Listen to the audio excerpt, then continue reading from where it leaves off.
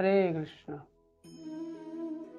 कई बार लोग पूछते हैं कि इतनी चिंता क्यों है हमें, हमारी सुरक्षा की, सेफ्टी की, खाने की, पीने की, चलने की, उठने की, बैठने की, तमाम प्रकार की चिंताएं हमारे जीवन में हैं। तो क्या करें इस चिंता को दूर करने के लिए? भगवान ने बताया अध्याय 2 श्लोक संख्या 45। भगवान बताते हैं कि त्रैगुण्य विषय वेदा नैस्त्रैगुण्य भव अर्जुन निर्द्वंदो नित्य सत्वस्थो निर्योग क्षेम आत्मवान। हे अर्जुन, वेदों में मुख्यतः प्रकृति के 3 गुणों का वर्णन हुआ है और हे अर्जुन, इन तीनों गुणों से ऊपर उठो, समस्त द्वैतों और लाभ तथा सुरक्षा की सारी चिंताओं से मुक्त होकर आत्मपरायण बनो। बहुत सुंदर। भगवान कहते हैं कि त्रैगुण्य विषयी वेदा न त्रैगुण्य भव अर्जुन। पहला क्या करना है? सुरक्षा, शांति प्राप्त करने के लिए ये 3 गुणों की प्रकृति है भक्तों।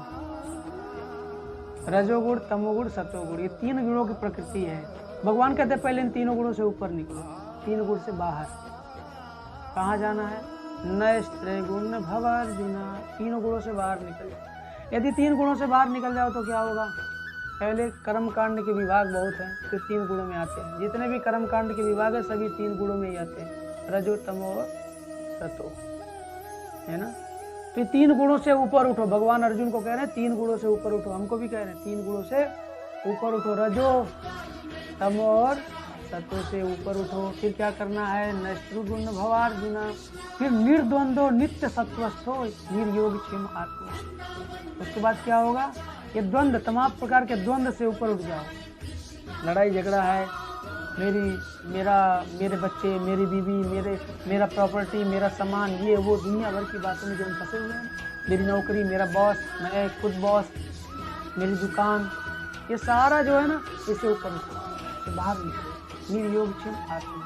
फिर मैं देखूँ, आत्मपरायण बनो, फिर मैं देख लूंगा क्या करना है। योग क्षेम वहाँ में, क्षेम मतलब स्वयं भगवान वादा करते हैं कि अगर कोई आत्मपरायण हो जाता है और आत्मपरायण होकर के भगवान की सेवा अपने आप को नियुक्त कर, भगवान जो बोलते वो करता है ना, फिर भगवान उसकी रक्षा करते हैं। भगवान किसकी रक्षा की जिम्मेदारी लेते हैं? जो इस प्रकार से 3 गुणों से ऊपर उठ करके तमाम प्रकार के द्वंद्व, द्वैत भावना से बाहर निकल करके भगवान कृष्ण में अपने आप को लगाता है, निश्चित भगवान उसकी सुरक्षा की जिम्मेदारी स्वयं के ऊपर ले लेते हैं। नहीं तो कोई भरोसा नहीं तो भटकते रहेंगे संसार में, हमारा कुछ होने वाला नहीं है। भगवान जो बताते हैं, आंख बंद कर, आंख में पट्टी डाल के उस कार्य को करने में हमारी भलाई है।